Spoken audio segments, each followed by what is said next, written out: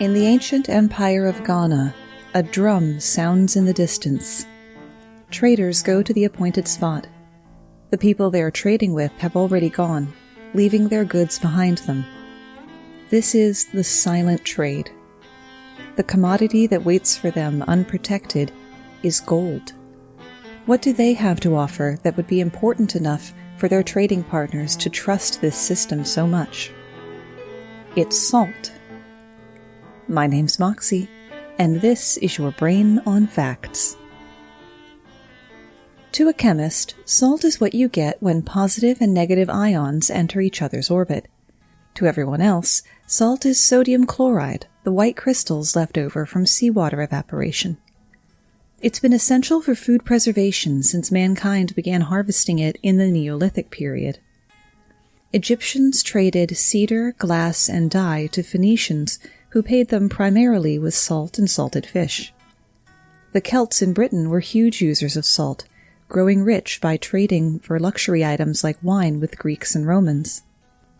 Blocks of salt bound with straw, called amulechu, were used as currency in Ethiopia until the early 20th century, and had been since at least the 6th century. In China, bandits and rebels thrived on salt smuggling to avoid taxes. Salt taxes and governmental monopolies have led to protests and wars around the globe, including being a contributing factor in the French Revolution. In colonial India, only the British government could produce and profit from salt production conducted by the Indians living on the coast. This was why Gandhi and his followers marched for 23 days to protest in March of 1930. When he arrived on the coast, Gandhi deliberately violated the law by boiling a chunk of salty ocean mud. This march became known as the Salt March to Dandi. People across India began making their own salt in protest, which was an important milestone in the struggle for Indian independence. Salt production also played a significant role in early America. The Massachusetts Bay Colony held the first patent to produce salt in the colonies and continued to produce it for the next 200 years. The Erie Canal was opened primarily to make salt transportation easier, and during the Civil War, the Union captured significant Confederate salt works and created a temporary salt shortage in the Confederate States. Salt continues to be important to the economies of many states like Ohio, Louisiana, and Texas. The human body cannot function without sodium. That's why it's been such a critical commodity throughout history. Sodium is necessary for nerves to transmit impulses to muscles, including the heart, to contract and relax, and for your body to maintain the correct fluid balance. When sodium is in short supply, chemical and hormonal messages signal the kidneys and sweat glands to hold on to water and conserve sodium. Salt is so essential to the body that if you drink too much water, it can flush it out of your system and cause fatal hyponatremia. Such was the case of the otherwise healthy 28-year-old woman who died in 2007 when participating in a radio station contest, Hold Your Wee for a Wee, in which contestants were required to drink as much water as possible without going to the bathroom in order to win a Nintendo video game console. When you get more sodium than you need, the kidneys flush out the excess by making more saltier urine. If you take in more sodium than your kidneys can get rid of, it accumulates in the fluid between cells. Water follows sodium like hippies follow the Grateful Dead, and as the volume of fluid increases, so does the volume of your blood. This means more work for the heart and more pressure on blood vessels. Over time, this can stiffen blood vessels, leading to high blood pressure, heart attack, stroke, or heart failure. There's also some evidence that salt can directly affect the heart, the aorta, and the kidneys without necessarily increasing the blood pressure first. Hundreds of studies have looked at connections between salt intake and mortality. The trouble with these studies is that virtually everyone has flaws, which is what you get in human studies of this nature. They're usually too short, too small, not conducive to real-world conditions, or influenced by factors other than sodium.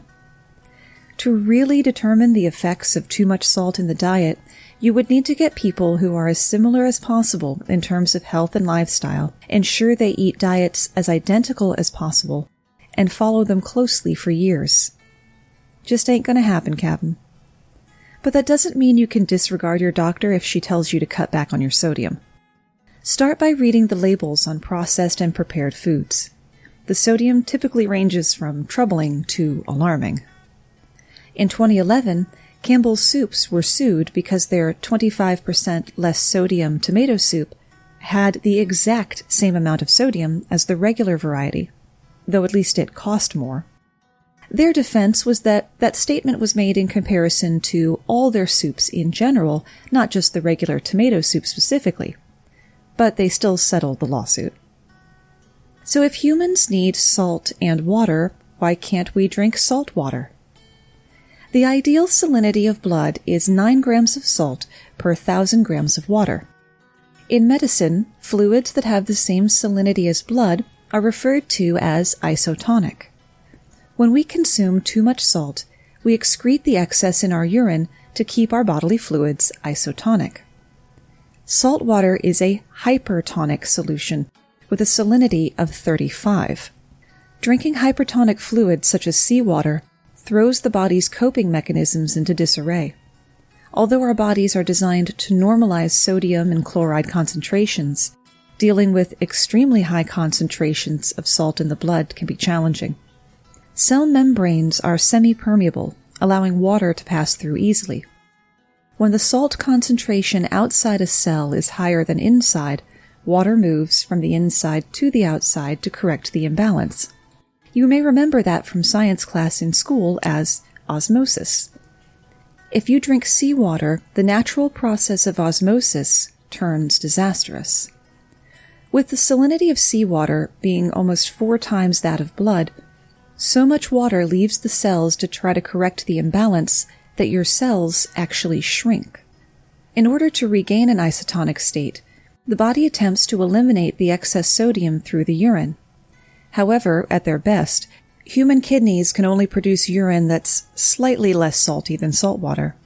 So in order to remove the excess sodium, we urinate more water than we actually drank, and dehydration sets in. So if you drink seawater, you're actually incurring a net loss of fluids.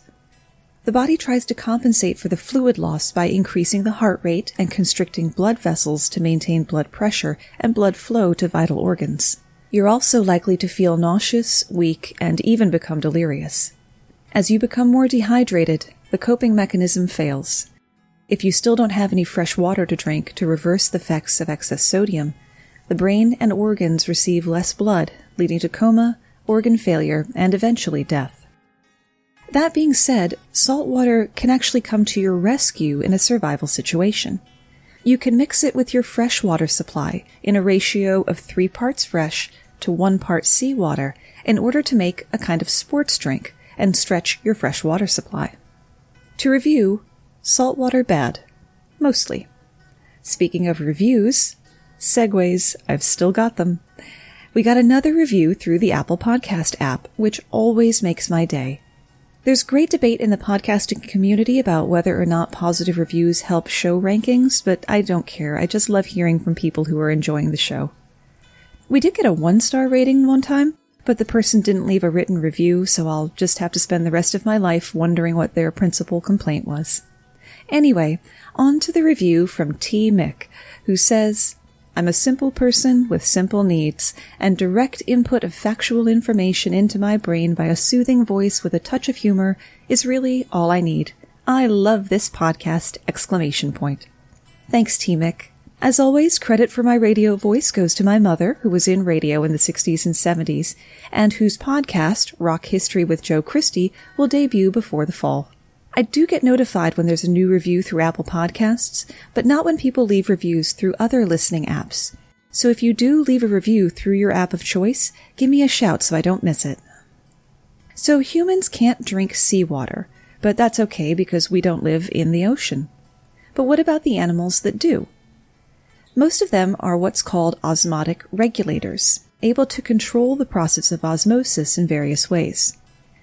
For example, salmon use specialized cells on their gills, called chloride cells, to excrete excess salt, allowing the fish to take in water without becoming dehydrated. Sea turtles secrete excess salt from salt glands behind their eyes. They take in salt not primarily from drinking water, but from eating jellyfish, who are mostly made of seawater themselves. Seabirds do drink salt water. The salt moves through their bloodstream to a pair of salt glands above their eyes. The densely salted fluid that results is excreted from the nostrils and runs down grooves in the bill to drip off. Okay, but how do marine mammals not shrivel up and die from the salinity? Scientists aren't 100% sure, but the leading theories are that animals like dolphins and whales get the water they need as metabolic water in their food. Some species of seals and sea lion drink seawater occasionally, but also have access to snow to eat. Even sea ice is only 1/10 as salty as seawater. While it's dangerously ubiquitous today, prior to industrialization, salt was extremely labor-intensive to harvest, which is what made it such a valuable commodity. In the Iron Age, the British Celts evaporated salt by boiling seawater or salt spring brine in clay pots over open fires. In Qing Dynasty China, people in the Sichuan province actually excavated natural gas and used it to boil a rock salt solution. In Rome, seawater was boiled in large, lead-lined pans, which may have led to systemic lead poisoning exacerbating the fall of Rome. Speaking of ancient Rome, you've probably heard that her soldiers were paid in salt, called salarium, which is where the word salary comes from. While widespread, that fact isn't true. Neither is the version that soldiers were given salarium argentum, money specifically to buy their own salt. First, the accurate parts. The English word salary does indeed come from the Latin salarium, meaning stipend or money allowance. Salarium does seem to be linked to sal, for salt, via the adjective salarius, pertaining to salt. There's evidence of the facts getting muddled in dictionaries going back hundreds of years. The phrase salt money, salarium argentum, is an invention of 18th century Latin dictionaries. The phrase was coined by dictionary writers as their best guess on how salarium, salary, came from salarius, pertaining to salt. Actual archaeological or anthropological evidence of soldiers being paid in salt or having part of their wages designated for salt is just thin on the ground. It also wouldn't have been practical to pay soldiers in salt. While salt was valuable, it wasn't like spices that could literally be worth their weight in gold. A foot soldier's wages were worth 20 Roman pounds of salt a day. It wouldn't work for either the soldier or the army to be paying out 600 pounds of salt to each soldier each month. What would they do with it? Where would they put it? How would they even carry it away? The theory just doesn't add up. It's been another great week for interaction with your fellow Brainiacs. Over in the Brainiac Break Room at facebook.com/groups, /Brainiac Break Room, presciently thematic for this week, Adam from the Odd Dad Out podcast posted, "Sodium citrate is the secret ingredient to make any cheese into a smooth, creamy nacho cheese sauce. Coincidentally, its chemical formula is Na3C6H5O7, NaCHO. The Brainiac Break Room is open to anyone looking for a place to share interesting tidbits they find, to get facts that don't make it onto the main social media feeds, as well as to talk about topics from each week's episode. And big thanks to all the folks in the Twitterverse who've been retweeting posts this past week, including Eric Parfait, Jeff Vickers, Emily Prokop, Richard Enriquez, Eric Rowe, and Charles with a Hammer. And last week, I finally got to be a guest on the Great Historical Hotties show, which rates important people that you may not have heard of on criteria like mental attractiveness and je ne sais quoi. So be sure you check that one out. The topic was senators, and I gave lots of love to one of my favorites, Tammy Duckworth, who is thoroughly badass.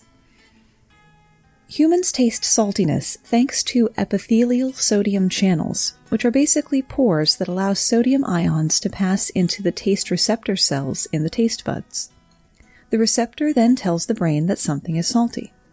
Salt also makes things sweeter. Besides our mouths, our intestines are full of sugar sensors. In fact, many human organs have sugar sensors, and their job usually is to process glucose and insulin in the blood. However, intestinal glucose sensor has another job in our mouth. It pushes glucose into the sweet taste cell when it senses the presence of sodium in the food, thus triggering the cell to register more sweetness. Salt also suppresses bitterness, even better than adding sugar to food does. The sodium interferes with the binding between the bitter compounds and the taste receptor cells. Try adding it to your drip coffee. According to Alton Brown, the correct ratio is a 1/4 teaspoon of salt to 6 tablespoons coffee grounds. Salt even makes our food smell better. The ions in the salt are attracted to the available water in the food. Adding salt to food makes it easier for volatile compounds, the molecules that evaporate quickly and contribute to aroma, to escape into the air, where your sense of smell gives your brain the bulk of the information about the flavor of your food. Sea salt is generally more expensive than regular table salt because of how it's harvested. Fleur de sel, French for flower of salt, is scraped by hand from the surface of evaporation ponds. Sea salts are not as heavily processed as table salt, so they retain trace minerals that would normally be removed during the refining process, and that's why they come out pink, white, gray, black, or a combination of colors, depending on where they come from and what minerals they contain. Some pink salts, like Himalayan salt, get their color from calcium, magnesium, potassium, copper, and iron. Others contain carotene from salt-tolerant algae and are more peachy-colored. Reddish-pink salts, like Hawaiian Alea salt, have iron oxide in the form of volcanic clay. Black salt is often just a really dark pinkish-gray salt. Some foodies argue that the higher amounts of trace minerals give sea salts a unique flavor. Others say the taste is the same, but the different colors and textures add to presentation. My 2 cents, if you've never had smoked salt, treat yourself. It's fabulous. When salt isn't evaporated from the ocean, it's brought up from beneath the earth. Deep shaft mining is much like mining for any other mineral. Typically, the salt exists as deposits of ancient underground seabeds, which were buried by tectonic plate shift thousands of years ago. Many salt mines use the room and pillar system, where shafts are sunk down to the floor of the mine, and rooms are carefully excavated by drilling, cutting, and blasting between support columns. After the salt is removed and crushed, a conveyor belt hauls it to the surface. Most of the salt produced this way is used as rock salt. Table salt typically comes from solution mining. Wells are erected over salt beds and water is injected to dissolve the salt. Then the salt solution, or brine, is pumped out and taken to a plant for evaporation. Depending on the type of salt it will be, iodine or an anti-clumping agent may be added. When solution mines are located near chemical plants, they're called brine wells, and the salt is used for chemical production. After the salt is removed from the salt mine, the empty rooms are sometimes used to store other substances, like natural gas or even industrial waste. Salt mines are found in far-flung exotic places like Pakistan, Chile, Detroit. A 114-year-old mine lies more than 1,200 feet below the Motor City's roads with 100 miles of tunnels. Getting to the salt in 1910 proved costly, both financially and mortally. 6 men were killed during the dig, and the Detroit Salt and Manufacturing Company was bankrupted in the process. Everything had to be lowered 1,000 feet or 320 meters into the mine, and once lowered in, it wasn't coming back out. And that includes the mules. A second tunnel was dug in 1922 so that salt could be brought up faster and larger equipment lowered, sent down piece by piece, and reassembled in a machine shop in the mine. Miners ride down in a tiny elevator, going down deeper than the Empire State Building is tall. And it's not all bad.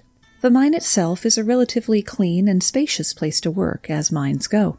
There are no vermin, because there's nothing for them to eat, and workers are even allowed to smoke in some areas. On the morning of November 21st, 1980, a 12-man Texaco oil rig crew on Louisiana's Lake Peigneur noticed that their drill had seized up below the surface of the shallow lake and they couldn't get it free. There were some loud popping noises. Their platform began to tilt toward the water and the men scrambled for shore. 90 minutes later, they watched as $15 million worth of derrick vanished into a lake that only had an average depth of about 3 feet or 1 meter. The derrick had been 150 feet or 46 meters tall. They had accidentally drilled into the main shaft of a diamond crystal salt mine whose tunnels crisscrossed the rock under the lake.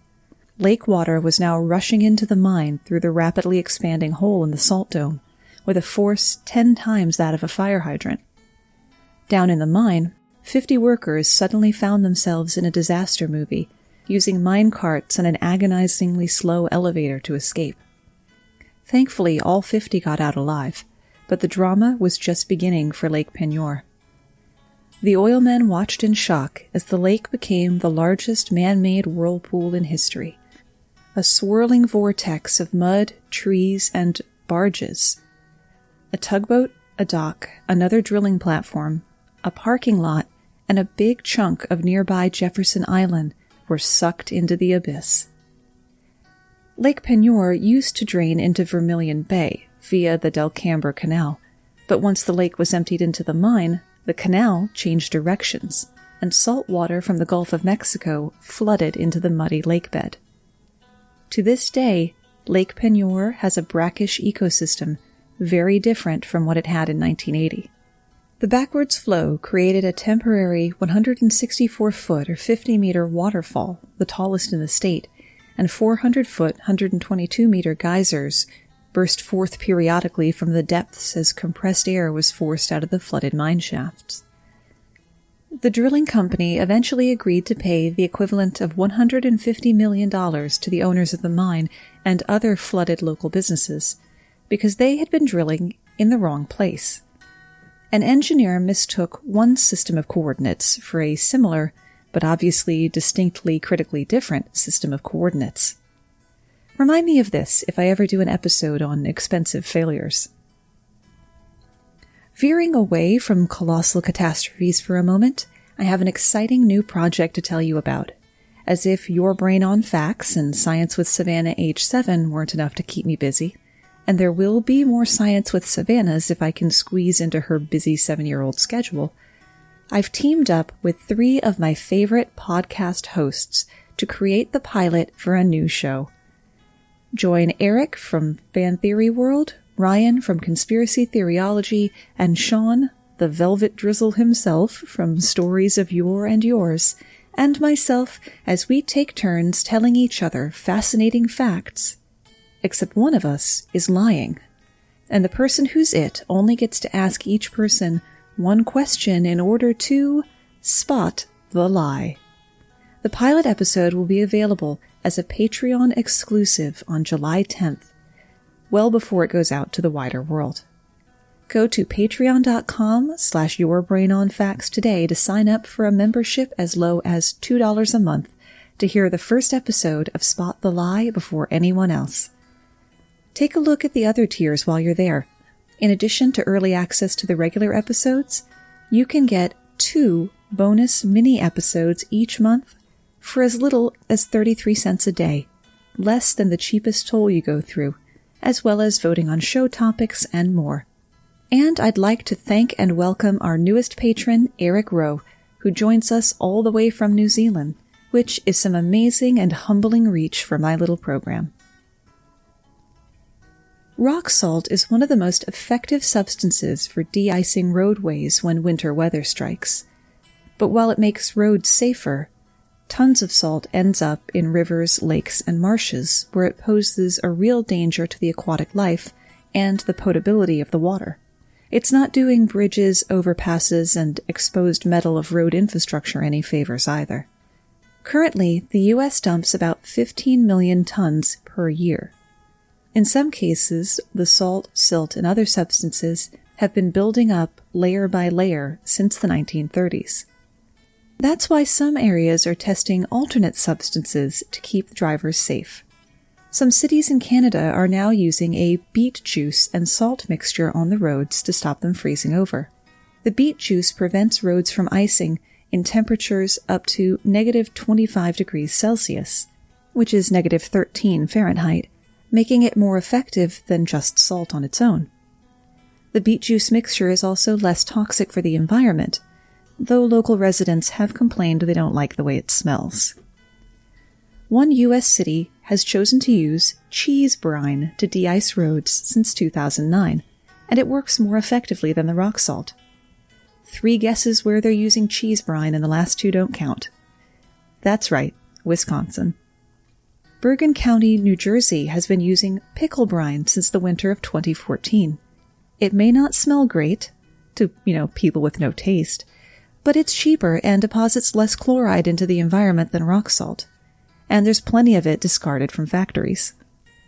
New Jersey was pushed to try pickle brine after its 40,000-ton shipment of rock salt was held up at the Port of Maine because the vessel wasn't flying a U.S. flag, a violation of the 1920 Federal Maritime Act, which mandates that ships carrying goods between 2 U.S. ports fly the American flag. This bureaucratic tangle forced New Jersey to get creative with spare brine that was normally a waste product, which means it was also cost-effective. It seems many regions have alternative chemicals on hand that can inventively cut costs, eliminate waste, and protect the environment. Alaska, Russia, Hungary, and the state of Tennessee have all used waste from distilleries to de-ice roads in recent years. And that's where we run out of ideas, at least for today. We didn't even get into salt's significance in religion and folklore, like the Old Testament story of Lot's wife being turned into a pillar of salt, the Finnish legend of a magic salt mill that spared slaves the burden of having to turn it all day, or the salt witch of the Nebraska plains.